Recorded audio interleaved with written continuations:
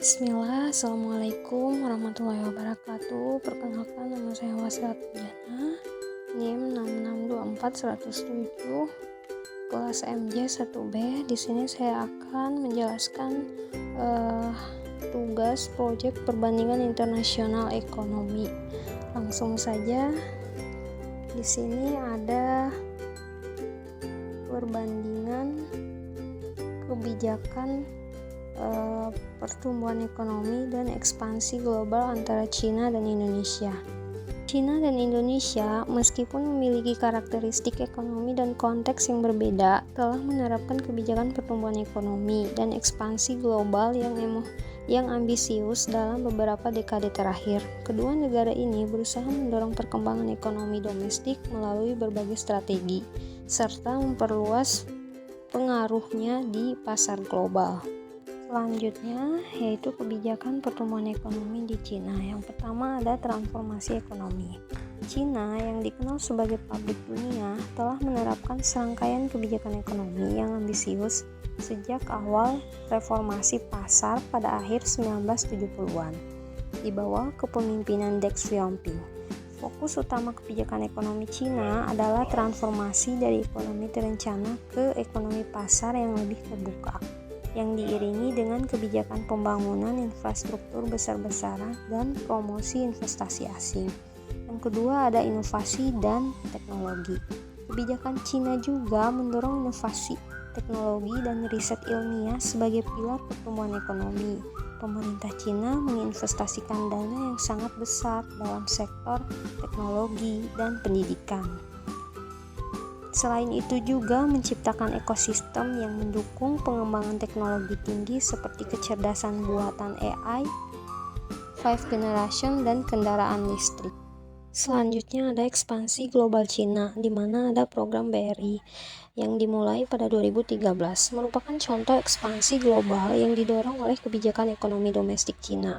BRI ini bertujuan untuk memperluas konektivitas global melalui pembangunan jalan, pelabuhan, dan rel kereta api di seluruh dunia, yang memperkuat pengaruh Cina di berbagai negara, terutama di Asia, Afrika, dan Eropa.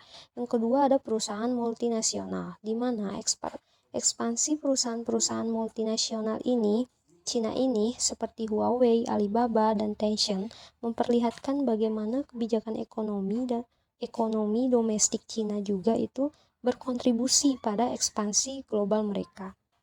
Next, selanjutnya ada kebijakan pertumbuhan ekonomi di Indonesia. Yang pertama, diversifikasi ekonomi. Indonesia memiliki keunggulan dalam sektor sumber daya alam. Namun, ketergantungan pada ekspor komoditas menyebabkan ekonomi Indonesia rentan terhadap fluktuasi harga global.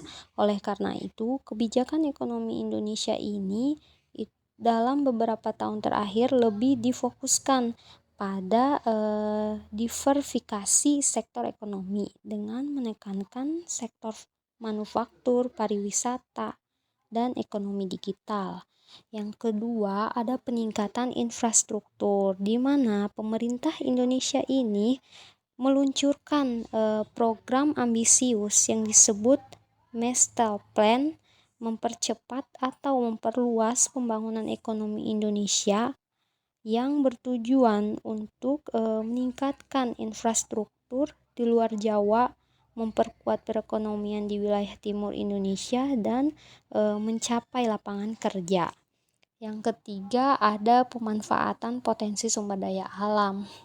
Indonesia juga itu berfokus pada peningkatan nilai tambah dari sumber daya alam seperti pengolahan dan manufaktur daripada hanya mengekspor bahan mentah. Next, di sini ada ekspansi global Indonesia. Dibagi menjadi dua. Yang pertama, kerjasama internasional. Indonesia itu telah menjadi anggota penting dalam berbagai organisasi internasional seperti G20, ASEAN, dan APEC. Dalam konteks ekspansi global, Indonesia berfokus pada penguatan hubungan perdagangan dengan negara-negara besar seperti Cina, Jepang, dan Australia. serta mengembangkan pasar baru di negara-negara berkembang.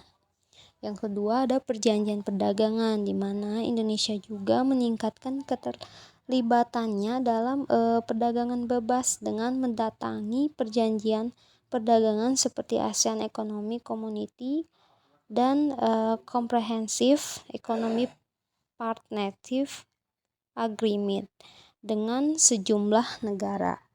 Next, di sini ada perbandingan kebijakan pertumbuhan ekonomi. Cina itu lebih terfokus pada transformasi ekonomi yang cepat dengan membangun infrastruktur yang masif karena meningkatkan sektor teknologi dan memperluas pengaruh global melalui investasi besar-besaran dalam proyek Belt and Road Initiative atau BRI. Cina juga itu telah berhasil meningkatkan ekspor dan menarik investasi global melalui kebijakan ekonomi yang terbuka. Sedangkan Indonesia itu meskipun memiliki sumber daya alam yang melimpah, lebih menekankan pada diversifikasi ekonomi untuk mengurangi ketergantungan pada ekspor komoditas. Pembangunan infrastruktur dan sektor digital pun menjadi prioritas untuk meningkatkan daya saing ekonomi domestik. Selanjutnya ada perbandingan ekspansi global. Yang pertama Cina. Cina itu secara agresif itu mengejar ekspansi global melalui perjanjian perdagangan, investasi langsung, dan dominasi teknologi. Pengaruhnya itu di pasar global semakin besar dan negara ini terus memperkuat posisinya sebagai kekuatan ekonomi utama di dunia.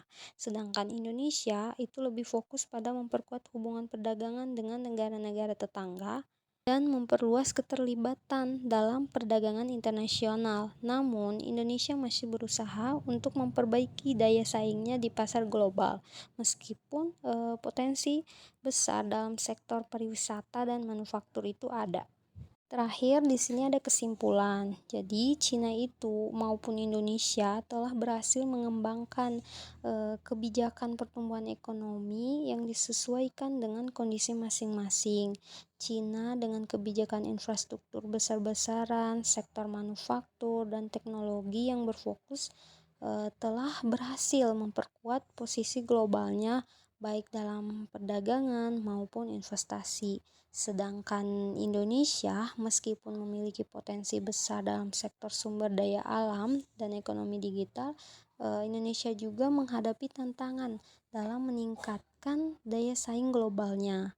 Kebijakan ekonomi Indonesia ini juga berfokus pada pembangunan infrastruktur, diversifikasi sektor, dan pengembangan sektor digital untuk memperbaiki konektivitas dan memperluas jaringan perdagangan internasional. Baik, sekian presentasi yang saya maparkan. Lebih dan kurang saya mohon maaf. Wassalamualaikum warahmatullahi wabarakatuh.